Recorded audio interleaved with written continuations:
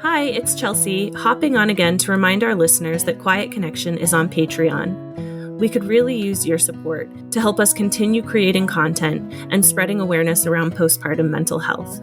Some things you can expect from our Patreon account are ad-free listening, bonus episodes, and goodies in the mail once a month. Please consider joining.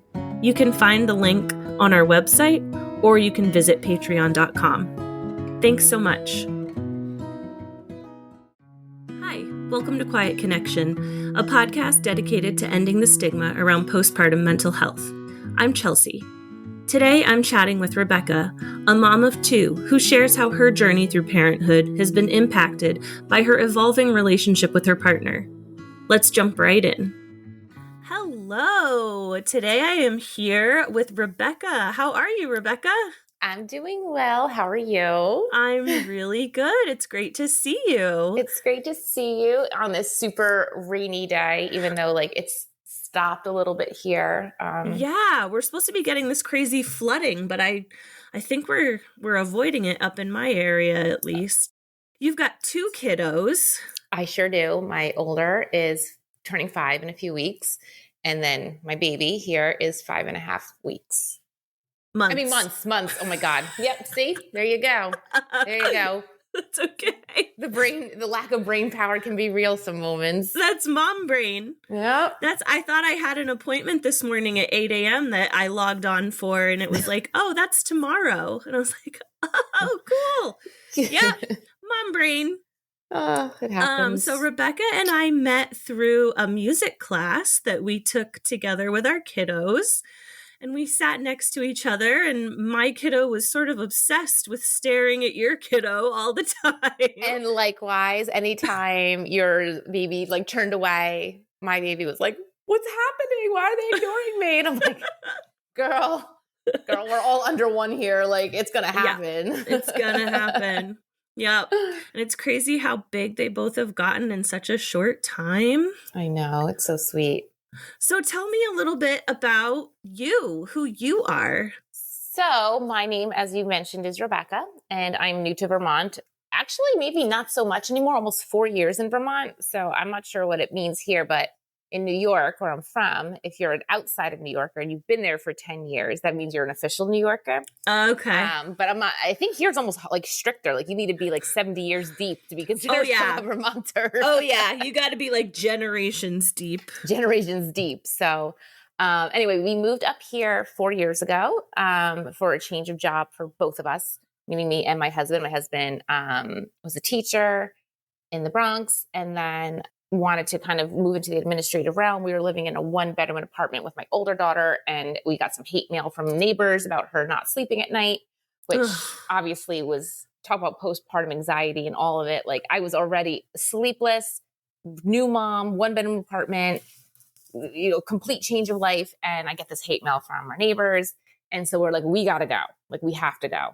Yeah. And so it was just really hard to find the right kind of living accommodations, considering I wanted to stay home with my baby for a little bit longer. So we made a joke, ha ha ha, we're looking so far upstate New York at this point. Let's just move to Vermont. And we're like, maybe we'll just move to Vermont. Yeah. So my husband found a job in Vermont as a principal of a school. I found a job to start when I was ready, working in cosmetics, because that's what I did in New York. And it all just kind of aligned nicely. Then COVID hit. And so, of course, everything got weird. My husband had to really switch gears in terms of operating a school.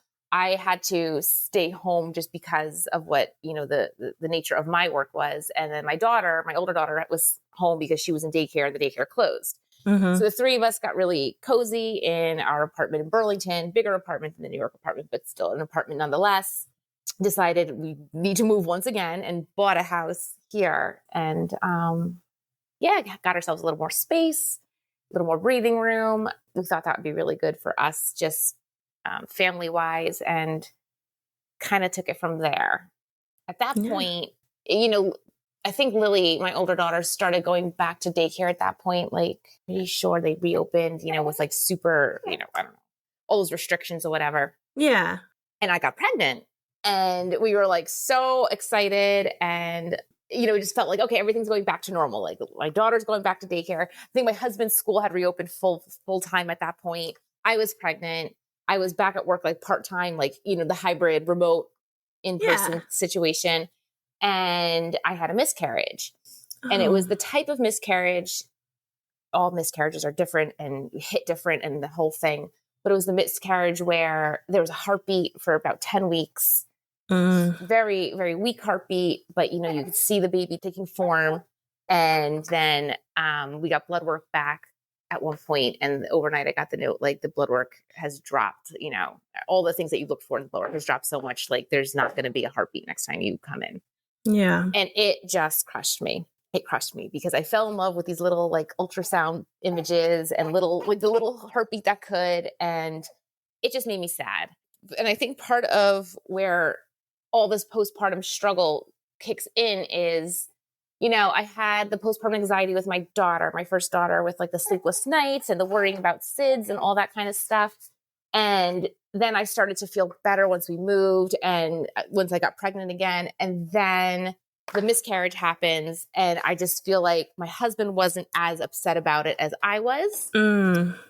And it all, like the postpartum anxiety for my daughter kind of kicked in really hard again, even though I didn't have a second baby. Right. If that makes sense. Yeah. You started getting those feelings back a little bit, even though she wasn't a baby anymore. Exactly. And I just got really sad. I got a little bit like annoyed with my husband. And I understand like he can't, just like when you have like a healthy full-term pregnancy, dads kind of don't get there until the baby's born. Because it's hard for them to, like, how can they? But he had already had a daughter, we had Lily. And so for him to like not be as devastated as I was kind of just like annoyed me more than hurt me. Yeah.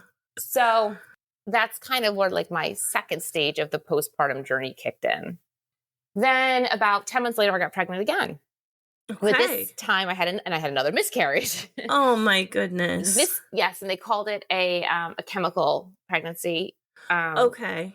Where it would happen so quick that I never even got a chance to go in for like the 6 weeks scan or whatever. Yeah. And, again, I was really sad because, even though it was just a very, very short-lived pregnancy, the only reason I knew is because I was so nauseous. So I like felt all the early pregnancy things. And I'm like, man, I wish I just never felt anything and just thought I had a late period, you know? Yeah. Yeah. So this is like a double whammy back to back. I'm old. Right. I'm like, I'm not You're not old. Oh, I'm old. I am like the advanced maternal age, I hate that term. I hate it. I know. Like I was under 40 and I was still being considered like the geriatric pregnancy, advanced maternal age, the whole thing. So, when I do the worst thing you could possibly do, which is start to Google, I see that like, back-to-back miscarriages at your age means like you have very, very low success or chance of success for a third pregnancy or a full-term pregnancy. And I'm like, great. So that made me sad. And again, my husband wasn't as about it, wasn't as moved by it or hurt by it. He seemed to be just like resigned to, okay, one kid. And like, I can get to that point. But right now I'm kind of just like anxious about my own health. I'm annoyed because I'm not getting the kind of health care I should be getting here in Vermont. When I had the chemical pregnancy miscarriage, they said, well, you can go to urgent care if you really want to, but like, there's really nothing we can do about it because you haven't had an appointment with us for this pregnancy. And I'm like, are you kidding me? And I'm like, back-to-back miscarriages at my age, and you're saying don't come in? Yeah, that's ridiculous. It's totally ridiculous. So then I decided to change providers. Called my new provider and I said, I didn't get the care I needed in healthcare with my first provider. What can you do? And they're like, come in. Like, that's crazy that they didn't do the blood work on you the second time. It's crazy that they didn't do X, Y, and Z. We're going to do that. So I went in, they checked me out. They gave me all the blood work. And the doctor said, next time I see you, you're going to be pregnant. And I was like, what? What? Now, fast forward like a year and a half, she was my attending physician when I was checking out with this baby after I gave birth to this baby. And I don't think she remembered me, but I said to her, you may not remember this, but you said next time you see me, I'll be pregnant. And you were kind of wrong because I just had the baby. And she started laughing so hard. She's like, oh my God, that is the funniest thing that's ever said to me, but congratulations. So that's kind of my that's like my very high level pregnancy journeys. When I got Yeah. pregnant with Holly, my baby here, that was a total shock. Total surprise. Total surprise because, like I said, my husband had already gotten to in his head, hey, we're only having one kid if this is not happening. And I finally got there. I'm like, okay, maybe we have one kid. Let's like restart our marriage and our relationship and our journey like tonight. Yeah. And so we went out, we had a really good night. We had a lot of fun, a little too much fun, I guess. I woke up 6 weeks later on my 40th birthday without a period, nauseous as hell. And I'm like, oh, no. I was like, oh, wait a second. Oh, my goodness gracious. So I didn't take a pregnancy test on my birthday because I'm like, I want to just enjoy like one last drink just in case. Yeah. I went out and I had like a delicious beer. Next morning, I wake up, still nauseous, still no period. And I'm like, my husband went to work. My daughter was in school. She went to school that day too. And I'm like, let me just take this pregnancy test in private, just so I don't want anyone to know I was suspecting anything, Yeah. And so I like take the pregnancy test. I come back into the kitchen, like whatever, clean up, give it the full 2 minutes it needs to register. And I go back and like, I took the digital pregnancy test because those like line ones. I don't like. I'm like, I can't. No. And it just glared at me pregnant. And I literally, my legs went numb. I'm like, oh my God. Yeah. What was that? Was it like oh my God, this is happening? Or like, oh my God, this is happening? Like, oh my God. I was like in such a state of shock at first. And my heart was pounding. And then I was so happy. Oh, okay. So happy. Because like, when you're having sex and you're not using protection of any kind, it's a possibility. Well, yeah. But because of like just everything that had happened, I just kind of like put it out of my head that it was ever going to happen. So, oh my God, my knees, my legs go weak. My mom was up from Jersey visiting because it was my 40th birthday. So she wanted to spend it with me. She was in the shower and I started screaming bloody murder. And she like, the poor woman hops out of the shower with her shower cap on. And she's like is blind and like can't see anything because she doesn't have her glasses or contacts. Like, what's happening? And like her like towel's falling off and I'm like on the floor in front of her and I have the pregnancy test. I'm like, I am pregnant. She's like, oh my God. And we were both just like, oh my God. She goes, okay, just give me 30 seconds. I'm just going to shut the shower off. I'll be right there. And so, yeah. And so we both celebrated sitting on my hallway floor. And I think this is when Roe v. Wade was getting overturned. And so I said to my mom, in like the matter of 10 seconds, every thought floods through my head. I'm like, I have a good feeling about this, but I don't trust it. Like, what if there's something wrong with the baby and I don't have the option to, make my own medical choice with my body because of Roe v. Wade? And my mom's like, you just need to slow down. Slow down. Like your brain went way far ahead. And I'm like, but you don't understand why. And I'm like, and that is just, it comes, and everything I've felt for the last few years has come back to like, no one understands why. At least no one in my family, because they haven't been through this. And so she's just like, take it. She's like, you need to take this one step at a time, like literally count your 10 steps or 20 steps back to your room to like get changed. Like that's how like much you have to just take it one step at a time. I wanted to do one of those pregnancy reveals for when my husband got home. Yeah. So I hid the pregnancy test in the snack cabinet because that's like the first thing he does when he gets home, obviously, like most of us do. And he's a very calm person to begin with. He's not like me. He's not extroverted and like, he's like definitely more reserved in general. And so when he found it, he's like, okay. And he goes, when did this happen? I'm like, well, I found out today. And he's like, well, that I understand. He's like, but when did this happen? And I'm like, when did this happen? Do you want me to talk about it in front of my mom? Because I can. Like, she can. She doesn't care. She's my mom. And so that point, he, again, just like I guess, typical him or typical man or typical dad, like, isn't so excited. He doesn't give me a hug, doesn't say congratulations, doesn't say I love you. And oh my gosh, that stayed with me. And even my mom said, are you going to give your wife a hug? And he's like, yeah. And because I know he's a good man, I try to, with him, write it off to doesn't know what to do versus a lack of love for me. But he didn't. And I still know this, and I still think about that. And I'm like, that sucks. Yeah. That's pretty shitty. Yeah.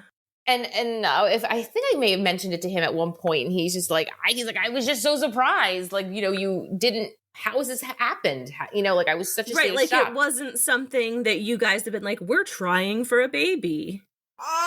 Yes, and he's like, I didn't even know you were taking a pregnancy test. So the fact that there was even a pregnancy test in the house was like, I'm still trying to catch up to that.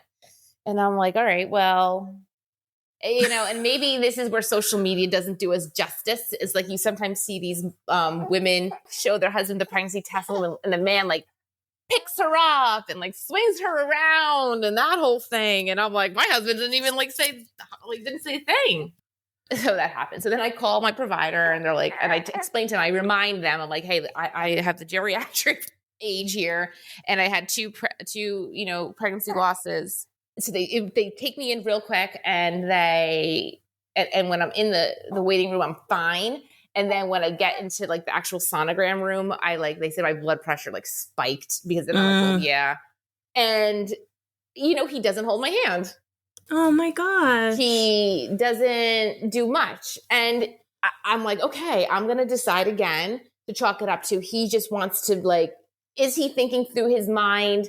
Let me think about what I'm going to say if there's bad news. Is he preparing himself for me? So she does it, and everything's fine, of course, because here she is. So everything's right. Fine. And, he's like, great. All right, I'm going to go back to work. And I was like, all right, we maybe have a celebratory coffee, lunch, something. I don't know. Again, it just felt very underwhelming and very just lack of caring, lack of excitement, lack of wanting to see me feel right, wanting to see me feel relieved, wanting to see me feel something good. It didn't seem like he was excited for me to feel happy. Right. My thought about him not caring if I'm happy is really the core of some of my postpartum reactions in the house, reactions in our marriage, and reactions in general. It's a very frustrating place to be in. When you think your husband just doesn't either love you enough or doesn't care if you're happy, because you're just a wife, and you're just the person that gets the food on the table, and you're the person that takes care of the kids, and you're the person that nags. So throughout the entire pregnancy, of course, I'm anxious the entire time because I'm waiting for the worst to happen. I'm anxious because I have general anxiety like most people do. I'm anxious all of a sudden because there's all these school shootings that are happening, and now my daughter's in school, and I'm freaked out about that. So I have all these horrible things happening to my unborn child and my child racing through my head constantly. And this is on top of the fact that my husband, not once when he came home from work, ever asked me how I was doing. Oh my gosh. Never you weren't getting that support that you needed from Not him. at all. Not at all. And I'm working full time, mind you. Yeah. And not that we all know staying home is harder than going to work. Staying home with my kids is much harder. Different. Every experience is different. Yes. So I don't want to take that away saying I'm working so I have it hard, because I'm home with 2 kids for one day today, and I'm already oh my God. But, never once said to me how was your day? Pregnancy or not?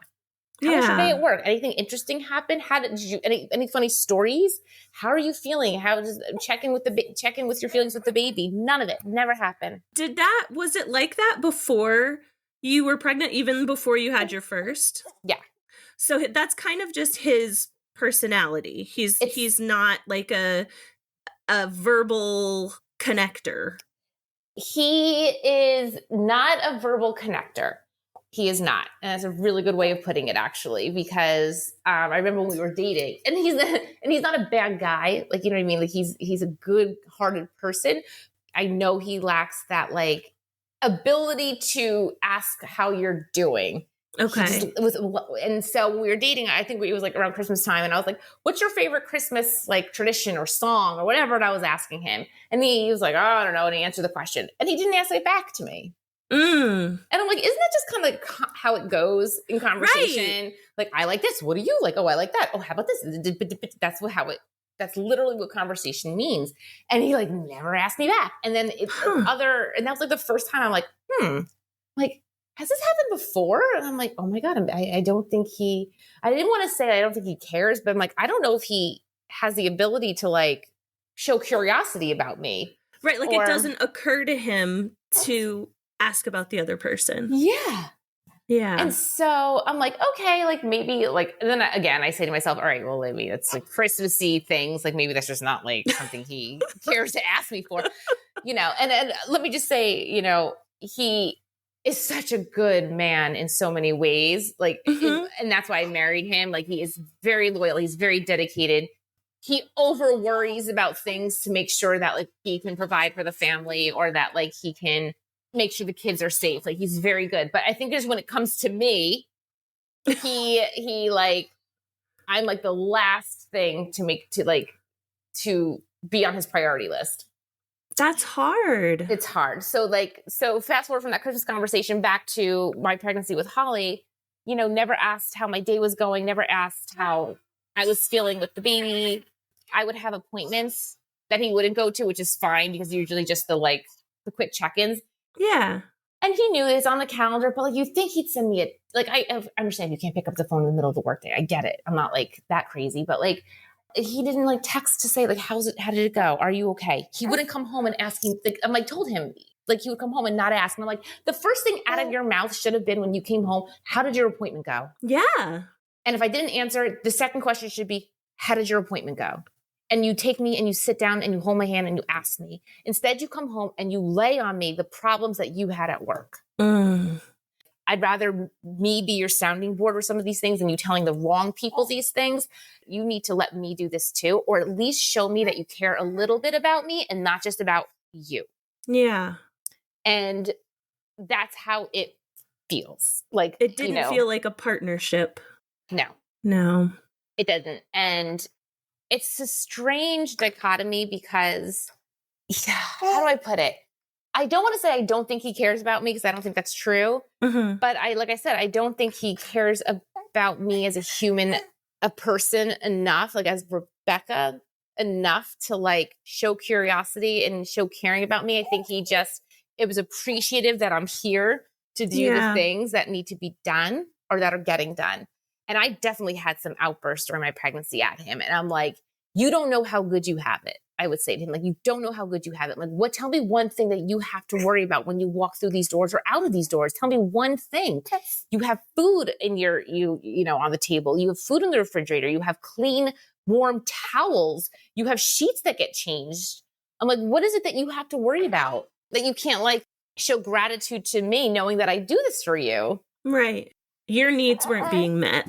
The needs weren't being met. And then obviously when you have children, like my needs, maybe while they're not my like, the needs that like I would like to be met aren't being met. Like you need to show up more as a husband, not just as a dad. Yeah. You need to show up more as a husband. And I think that's like the crux of my postpartum issues because my postpartum anxiety with the baby, like in terms of her, kicked in pretty quickly after I gave birth. I was panicked about SIDS, like panicked. And I don't know why. I mean, I do know why. Right. I think that's a pretty common one too. I can share. I had that same fear with both of my kids because it's so unpredictable. It's so unpredictable. And like you read about it or you see about it. And, these moms seem to have like done the things that we've done, like no smoking, sleep on the back, no pillows or blankets, everything that you're supposed to be doing to avoid SIDS, but it happens. Yeah. And it's like, oh my God. And I just like, it just felt like tenfold with Holly versus Lily. And he just didn't seem to have the same stress about it as I did. And I don't know if I was jealous that he wasn't feeling it. And I'm like, this is really annoying me that I'm feeling this on top of the fact that I feel like pain, like, I'm just like generally like post everything. Yeah. Of your body, like physically. And I'm like, God, I just got so mad at him for not like having that anxiety or having that worry. Right. Like it was so easy for him to just be okay. Like she's fine. Yeah. And then I'm like, you know what? Maybe that's the kind of support I need. Like, maybe that's what I need, is to see him be like, it's okay. Like, it literally is, look at this. It's turn every morning. It's okay. But it didn't come across that way because he didn't take my hand and look at me and say, I love you. You're doing great. It's going to be okay. It's more just him being like, the facts running through his head. Like, well, why wouldn't it be okay? Right. Versus the emotional, like, security I may have needed there. Yeah. I just feel like I have 3 kids, and I feel like I'd love it if he'd show a little bit more of himself as a husband versus a dad, or versus, what his profession is. Do you feel like you kind of just exist together in the same house? I don't think we're quite there. Yeah. And sometimes there's moments where I wish we were there. Yeah. Where I'm like, I have no expectations. Yeah. Thank you for like entertaining the kids, and thank you for maybe allowing me to run out to the supermarket. Like, sometimes I wish I was there and I can just come home and move on with my life. But then there's those wonderful moments we have. Yeah. Those great moments where he like, it makes me laugh, or he does something fun, and, or we go, or we'll drive. Like, if we have one of our moms here that's visiting, like, he and I may just drive to pick up food. And those are like some great moments. I'm like, oh my God, I feel like I'm with my husband. And I love that. But, so I don't think we're quite at the roommate coexisting phase, but I definitely feel like we're at the, I always tell him, like, our marriage can't be about the problems that you see in everything, like the things that you bring home. Yeah. That can't be our marriage. Like, having this thing happen at work, having this thing happen, with a friend, or, whatever it is. And like that can't be our what marriage. It's all about. Yeah. So it sounds like prior to kids, there was sort of like hints of this side of his personality where he may not be as like, he's definitely not as extroverted as you are, and not as like communicative, but having kids brought out that side of him a little bit more. And whereas you really needed that verbal support and that like physical and verbal connection, you weren't getting it. Do you still feel that way? Yeah, for sure. Yeah. He doesn't say I love you to me. He doesn't say thank you. And I get it. You're not going to say thank you to every little thing your spouse does, but you could also, you could say thank you for like a fresh, hot meal, cold meal, whatever it is you want kind of meal on the table for dinner every day. You could say thank you for, again, the sheets, the towels. So just thinking of the things that I do kind of like on the daily. Yeah. You could say thank you for that. Because I say thank you to my mom when she does it. Right. And it sounds like you've communicated that to him. Yep. Yeah. That's so hard. I'm so sorry. Yeah. Well, because it's so cliche, and I really hate cliches, but I use them all the time. But like, being a mom is the hardest job. It is the hardest job. And it doesn't matter if you are a working mom, a stay-at-home mom.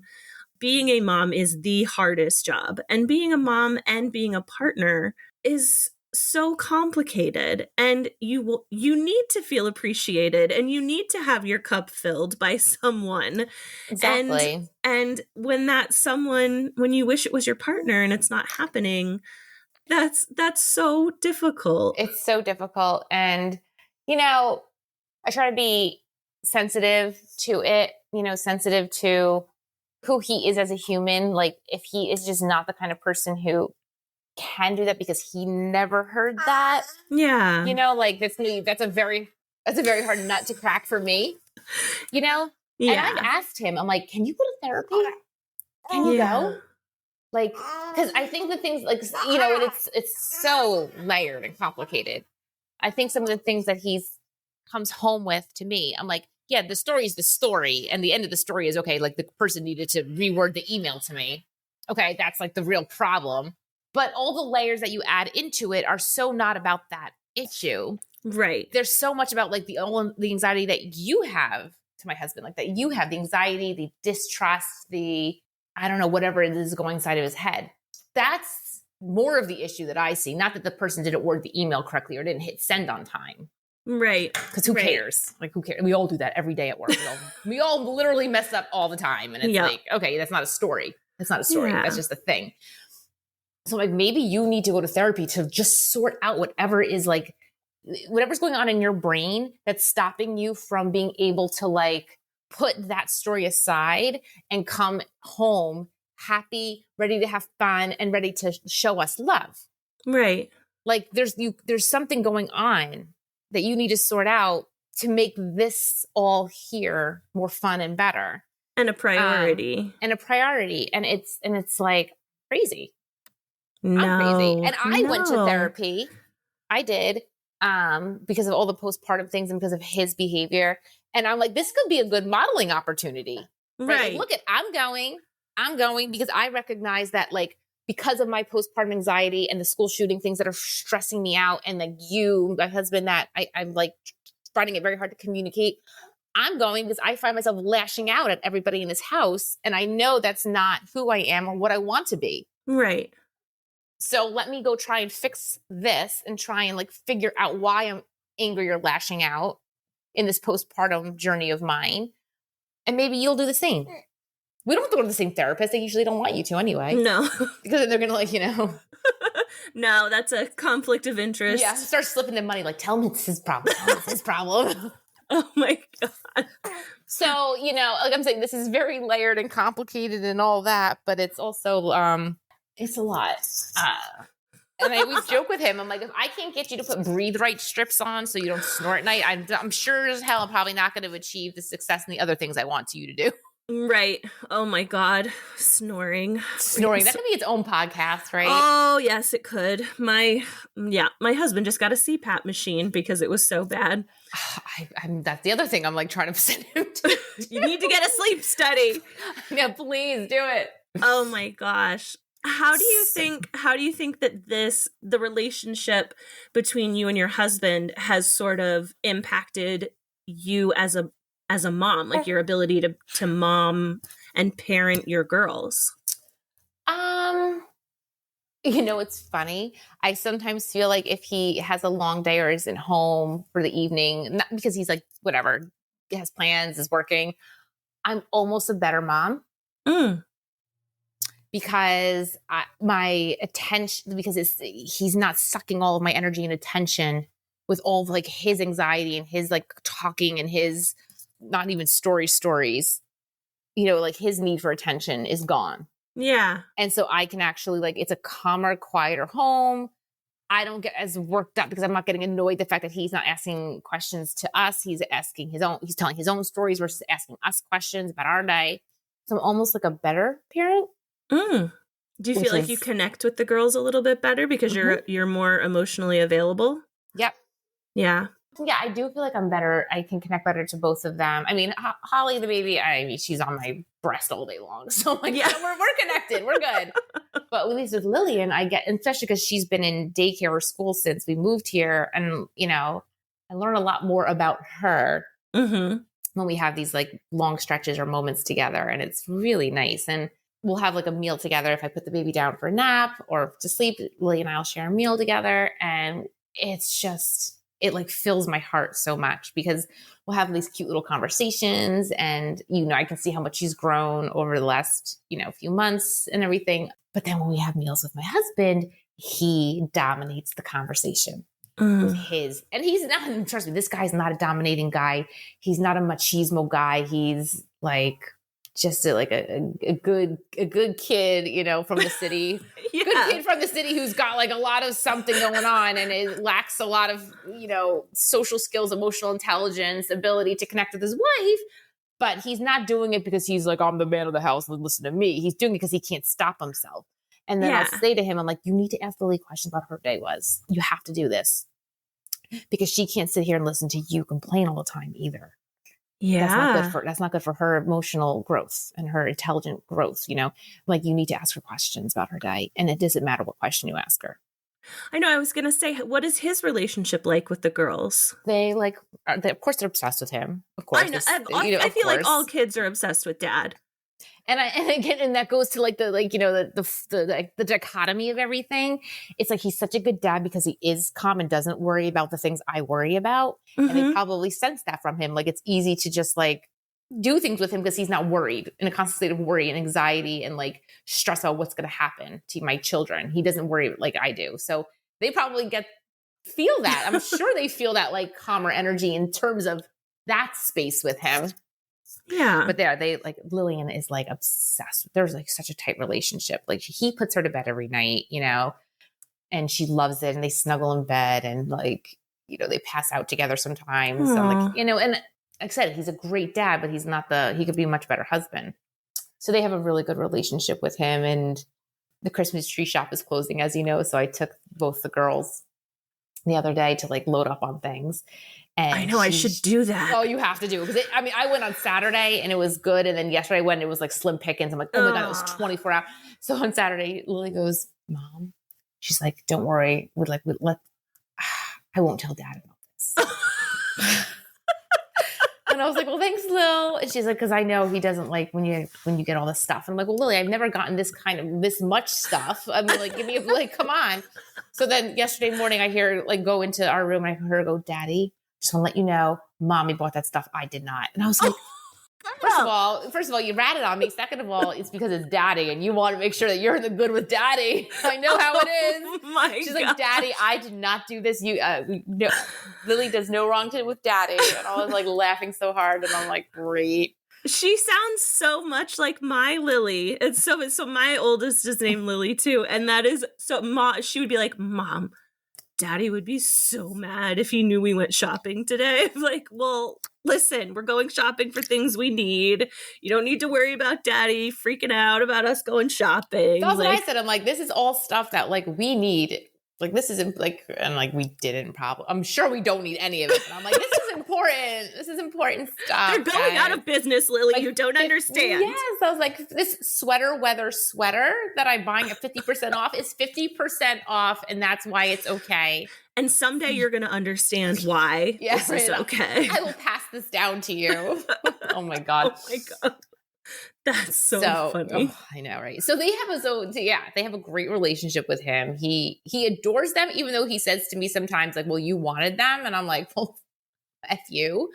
Wow. That's a powerful statement. I know. And I think he just does it like, I don't know if he thinks he's being funny, but I say to him, I'm like, what does that even mean? Right. Like, what does that even mean? And then I shoot it back at him. I'm like, and sorry, this is like totally X-rated. I'm like, well, you came inside of me. What did you think was going to happen? Exactly. Like, you know what the possibility is. That's what happens. You could have made it go somewhere else. Yeah. If you were like that worried about not wanting them. And I know he doesn't mean it in terms of he doesn't love them and doesn't want them around. But I think it's more of like I think he gets a rise out of seeing me get worked up sometimes about the things that are going on with the kids. And I'm like, well, that's not nice either. No. To see me like struggling or if I'm having like a moment where I'm not feeling healthy in the head and I'm reacting or getting overwhelmed. Like, that's not funny. Like, if I feel my brain on fire, like literally the pain of my brain being on fire, like you shouldn't be laughing and throwing that shit in my face. You should be like, all right, everyone gets a timeout. Mom gets a timeout. Kids get a timeout. Everyone separate, come back for, some iced tea. It should be something that's a little bit more like, hey, let me be hands-on in a different way because you don't seem to be in a good spot. Yeah. Do you guys watch Bluey at your house? Love Bluey. It makes me think of the episode where Chili is like, I just need 20 minutes where nobody is near me. And Bandit, Bandit is what every dad should aspire to be. They really should be. I know. Although I am no Chili, I can tell you that. I am no Chili, but it just, when you said that, it made me think of Bluey and how the girls still like kind of like want to go see her wherever she is. I know that that's happened to me where I'm like, I need a rest, and Lillian will be like, okay, then like I hear like 3 minutes later her little steps like coming to look, and there's time where I'm like, go away. I have to just say go away, and there's other times where I'm like, oh my God, but she just like, there's so many feelings that she's probably feeling right now. Like, it's so hard to separate what you need from what your kiddos need. Yeah. And from what you feel like you want to give them at the same time. Like, I want to make everything a moment for you, Lily. I want to make everything a moment. Like, I want to say, Mommy's okay, if that's what you need to hear. Or like, you are so cute for wanting to be like a nurse, to want to check in. Like that's very cute of you. That's sweet of you. And that's like a plus, but at the same time, I'm like, I am also human and I am the adult in the house. Mm-hmm. So if I say you need to give me space, then you need to give me space. You need to respect that because I'm the mom and the adult. And then you have the guilt for wanting the space and being stern, No, I can 100% relate. It's just hard to separate that out. It is. It totally is. And I remember one time, like when I was much, much younger, like I don't know how much younger, but I was dating somebody and they broke up with me because they brought me to a work event and they said, seeing you at my work event, like was too much for me. And I was like, what? And so I was telling my sister this and she's like, I think men have the ability to compartmentalize things. Like this bucket's here, this bucket's there, and that bucket's there. Where women, we have so much crossover between our buckets that like it's not hard for us to see how everything has to blend or move together or work together. Men sometimes need to have that separation of things. And for that guy, that blending of personal life and work was like too much for him. That's interesting. It was like his two buckets colliding, and that wasn't what he wanted at that moment in his life. Now, maybe for another woman, possibly, maybe a different point of his life, possibly, but at that moment, he was full-fledged compartmentalized. So I think like with me needing the space, but my daughter coming in, it's like I want to compartmentalize. I want to just like own my time, but I can't. And it's not a choice. Sometimes it's like I just can't help but let that all kind of just meld together in my brain. Yep. I have to do it all at once. Whereas my husband would have no problem being like, I'm going to sleep through the knocking at the door. Mm-hmm. My husband's the same way. And he talks to me about how he's like, you know what? Sometimes you just got to let her cry. Like when the baby was a little younger, you're like, crying's not going to hurt her. No.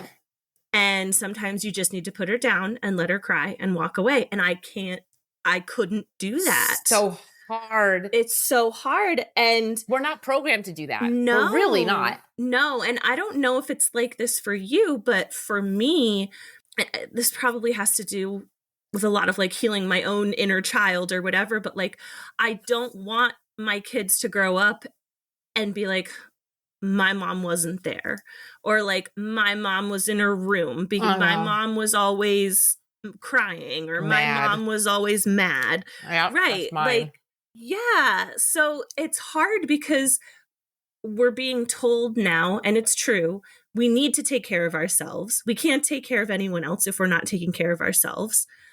But you have the guilt and the fear of like imparting this sense of like abandonment on your kids. Yes. Distance, abandonment.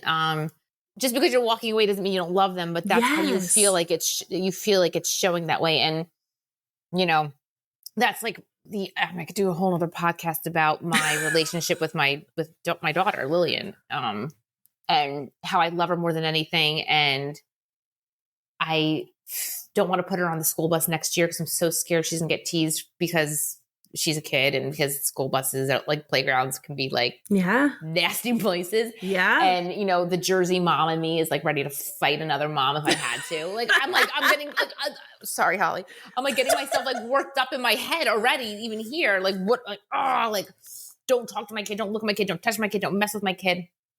But like, I can be pretty hard on her sometimes. Yeah.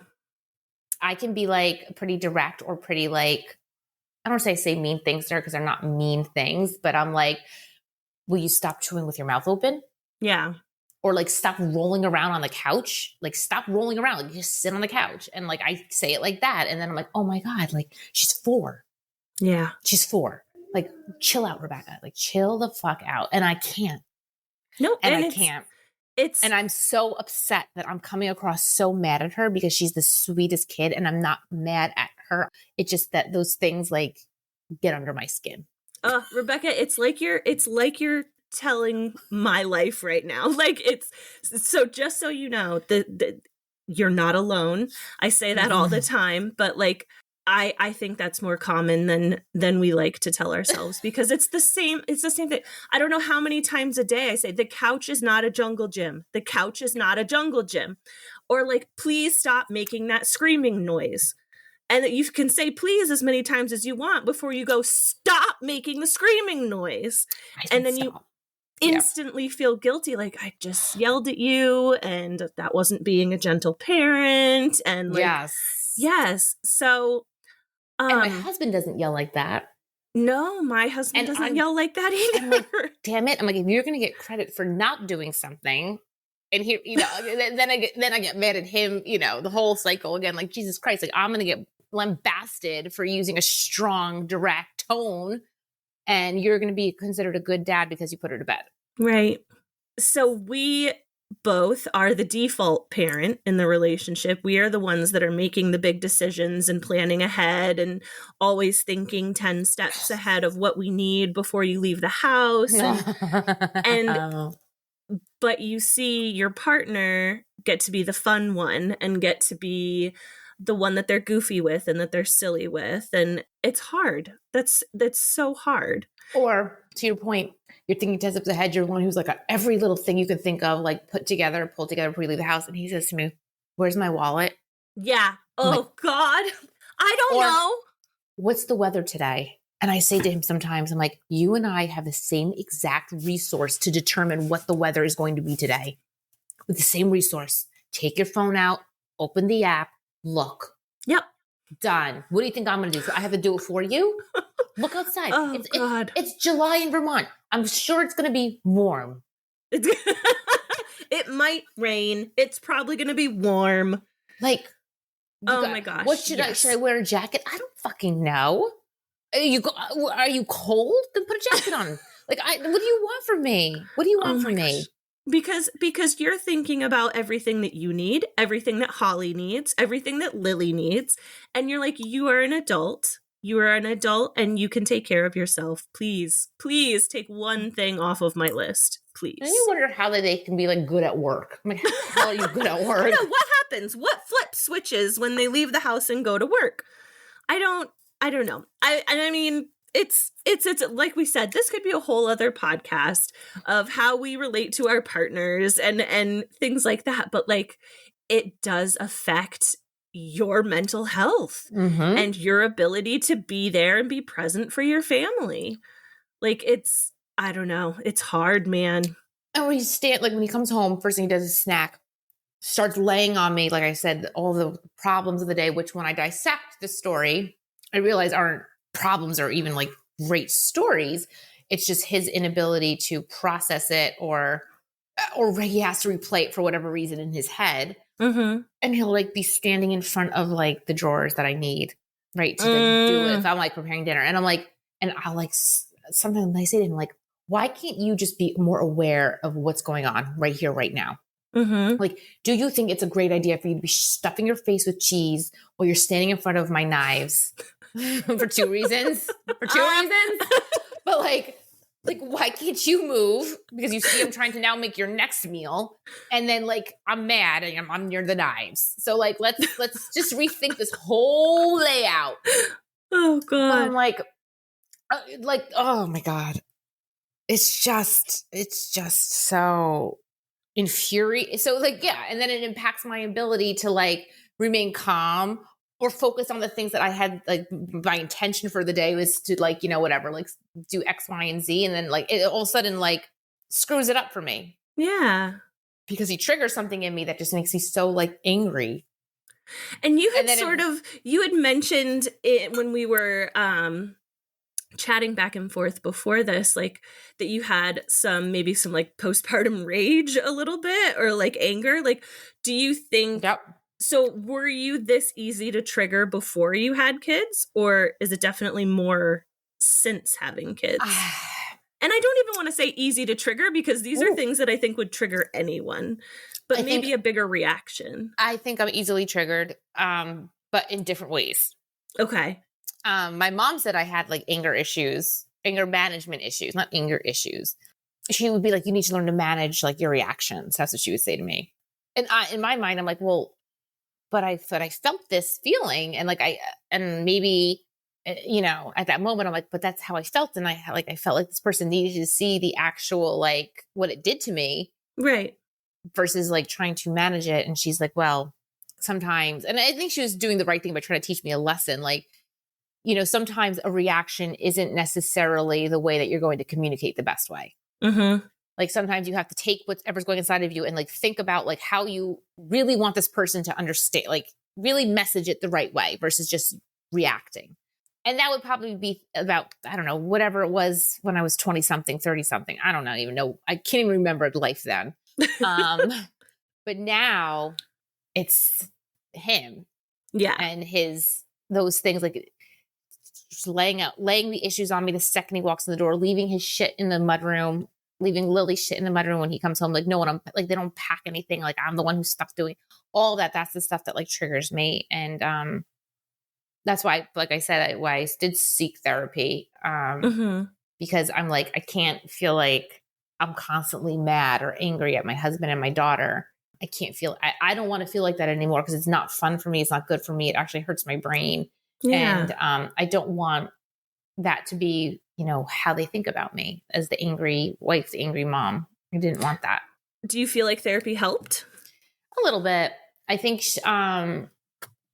it allowed me to talk a lot and cry a lot.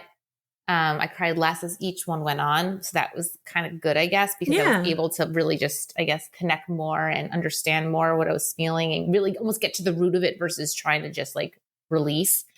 She said something interesting to me. She's like, because I was kind of giving the example how he just is like right there in the kitchen with me, like just, right after. And I was getting home from work too. So like I had just had a day and I'm trying to unwind my own like life. And she's like, I'm like, why is he like just annoying? And she's like, I think he just thinks he's hanging out with you. I think this is his way of maybe connecting to you. Like, hey, like we're in the kitchen. This is where we snack and we eat and we make meals and we chat. And I'm like, well, then why isn't he helping? Or why is he following me around the whole house doing this? Because he would do that. Like I would like be doing, I now have to put the laundry or now I have to like put something away. And he'd be following me, constantly talking. She's like, I think he thinks he's like chilling with you. That's his way of connecting with you. Yeah. And I was like, and so when she put it that way, it did help me to become a little less angry about it when he did it. But that was very short-lived because in my heart of hearts, I'm like, well, I do think that's true. It's still not him recognizing that maybe this is not how I feel like chilling right now. Yeah. It's still not him recognizing maybe you could take the stuff out of the wash and hand it to me to put in the dryer. Maybe that would be a good way to help me feel less one-sided in this moment, Yeah. So maybe I needed a different kind of therapy because each therapist approaches things very differently, It's true. Maybe because she's told me at the beginning, she's like, I don't give homework assignments. I don't give like, maybe I do need a homework assignment. Maybe I do. You know what I mean? Maybe I need like advice or a checklist of things. I don't know. But are you still seeing a therapist? No, I stopped like right before I gave birth to Holly because it was like a really bad snowstorm or something. And I was like 38 weeks pregnant. I was like, I'm not driving on this. Yeah. And I told her, I'm like, I don't know when I'll be back because I just don't know how this baby's going to be or how my life is going to be. But I'm definitely 100% open to going back to therapy. I was going to ask that. Do you think you would go back to the same therapist or do you think you'd find someone new?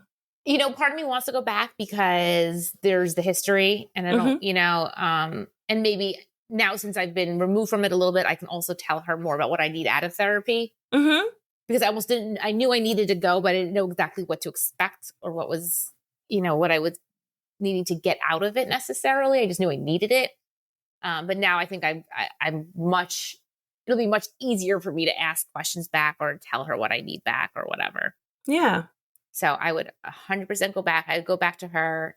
I would love for my husband to go. Yeah. I don't think we need marriage therapy yet, I think, or marriage counseling, relationship counseling. I think he needs his own. I really, really do. I am a huge lot.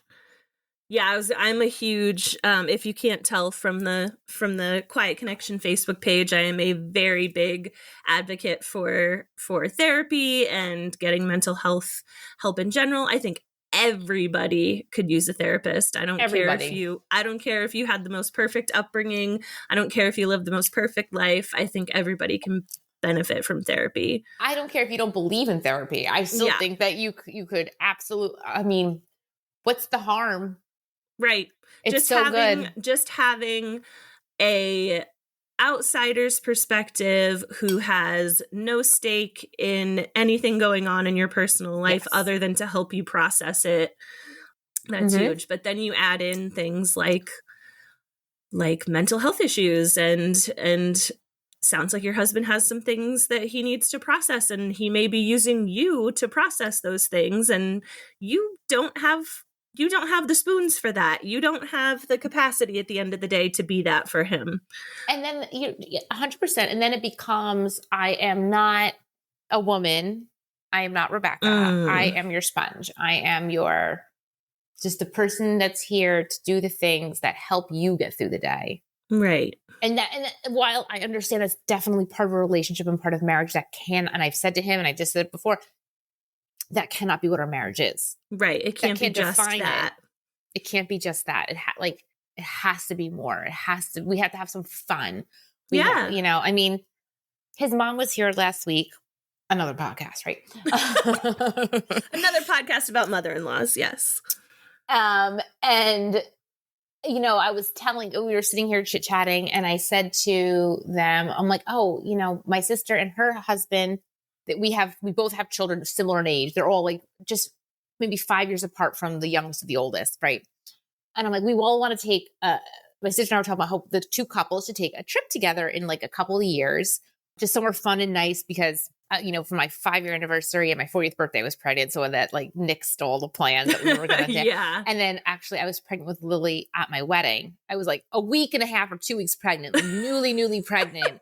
And so I missed we went on our honeymoon. We went to Paris on our honeymoon, but I couldn't eat the cheese, drink the wine, do nothing. So we were kind of joking around, like, we need to plan something where I'm not pregnant so I can enjoy all the milestones I missed.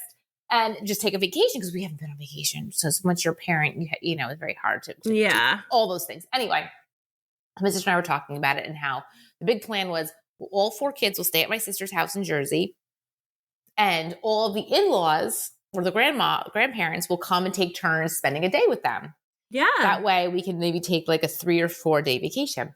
So I said it in front of my husband and his mom last week, and they put the kibosh on it so fast.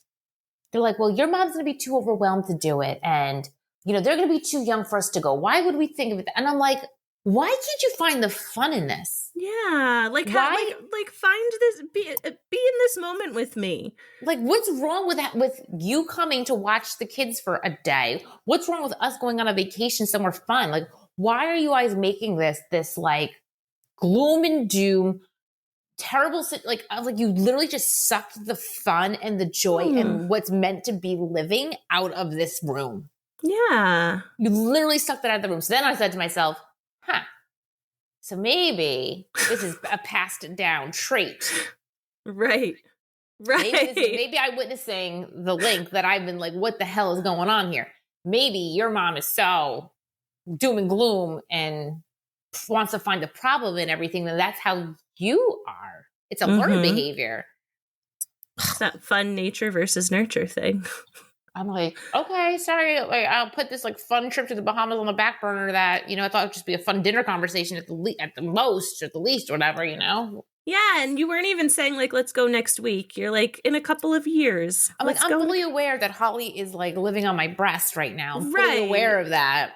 Right. I think I don't know these things. Ay. I know.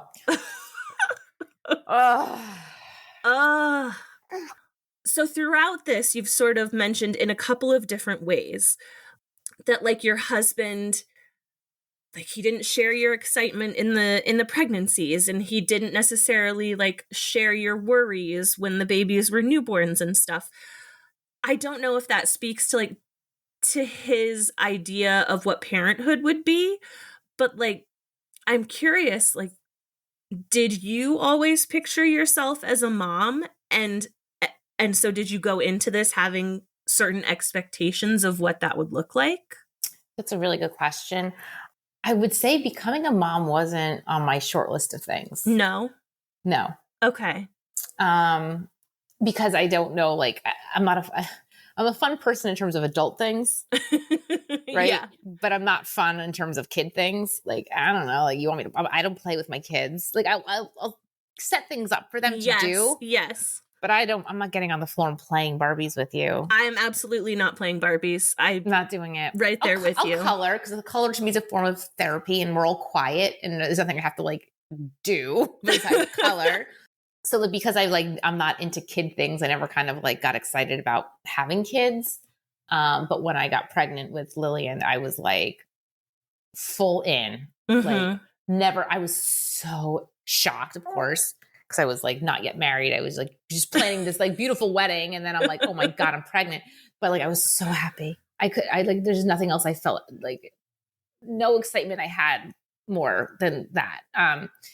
But I guess the expectations were there in terms of, and especially maybe because also like we were getting married. And so we had like, I was like ready to have a journey with a partner in all ways. And so I guess the expectation was there that, you're going to share the joy that we've had planning this wedding, share the joy that we've had dating, share the joy that we've had doing the other things that just came our way with travel. Like I thought it would be just as much of a shared excitement and journey there. Right. So I guess I did have that expectation because that's what our life was already in the other ways.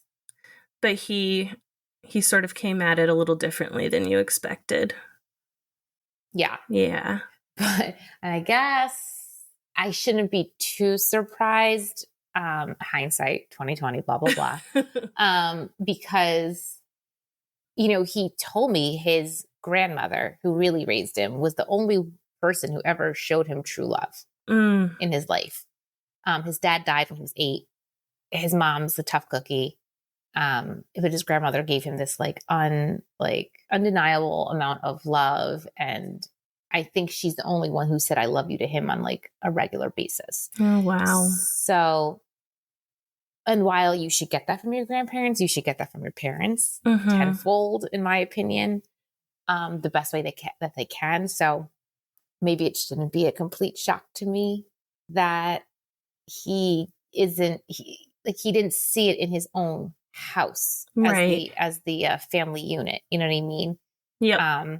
So maybe I'm like, I'm having that like, oh duh moment. Like how could he, how could he do that when he never saw it happen with a mom and a dad and siblings? How could he? Right. That makes a lot of sense. And like, honestly, when I hear he and his mom, we've been together for 10 years at this point, or 7, I don't know, long enough, right? Yes. Where I see the family dynamic. Literally every time they're on the phone, they've never said, I love you. He and his mom. And meanwhile, like, don't even ask what my family is like. And that's a whole nother like bag to unpack. But like, I say I love you to my parents. Right. They say It's I a love very you to me. different. It's a very different dynamic. Like I've never heard it on either side. Him to her, her to him. Never. Wow. So maybe this shouldn't come as a complete shock to me, the behavior, because he's like I said, it was never displayed for him. So how would he know to do it? But you're a grown ass man, and families say I love you.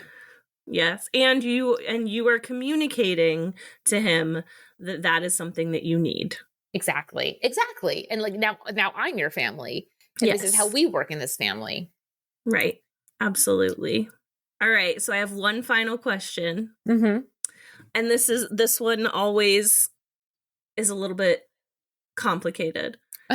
If you could go back in time and tell yourself one thing to prepare yourself for what your parenting journey was going to be like, what would you tell yourself? Oh, man. That is hard. Yeah. I think it's the cliche. I know we don't love the cliches, that like it's the longest, hardest, most rewarding, fulfilling thing you'll ever do. You will see parts of you that you wish you didn't know. And so be prepared for that. Yeah. Do you think that's okay, though? I think it's okay. Yeah. I do think it's okay because it's there. It's under the surface. So why shouldn't you know about that? Why shouldn't you be in touch with that? Why shouldn't you have that, that relationship with yourself if you need it? Yeah. If it's going to be there anyway. I really like that. I like that. You're telling yourself that there are going to be things that you may not like to see, or things that you don't expect to see, but it's okay because it's part of the journey. Part of the journey. And it's there. It's always there. It's just that being a parent, it forces you to bring that to the surface, above the surface versus just under the surface the whole time. Yeah. I like it. Well, you are an awesome mom. I love how flexible you've been through this whole thing and through scheduling and just through you. Honest to God, I could not, you're eating and nursing and holding and bouncing. And I am so bad at multitasking like that. So I have to have someone watch my children when I do these podcast recordings. So you are a badass mama. I am so glad that Kinder Music brought us together. Yeah. And that you chose to share your story here. I definitely know that people are going to connect with it because I certainly connected with it. But yeah, so thank you so much. And it was a joy. And thank you for sharing your story. And thank you for offering this platform for all of us. It's so needed and so helpful and safe. And I love it. And thank you. Thanks again to Rebecca for sharing her story. If you want to follow along with us on Quiet Connection, you can find us on Facebook, Instagram, TikTok, and Threads at Quiet Connection or at Quiet Connection Podcast. A great way to show your support for our community is to leave us a review on your favorite podcast platform or consider sharing our episodes through your social media. You can now consider becoming a Patreon member as well and gain access to things like bonus episodes, ad-free listening, and monthly goodies in the mail. And if you'd like to share your personal story, you can reach us through our website, quietconnectionpodcast.com, or by email at quietconnectionppmh@gmail.com. Join us next time, where another story is told, and you realize you are not alone. I see you.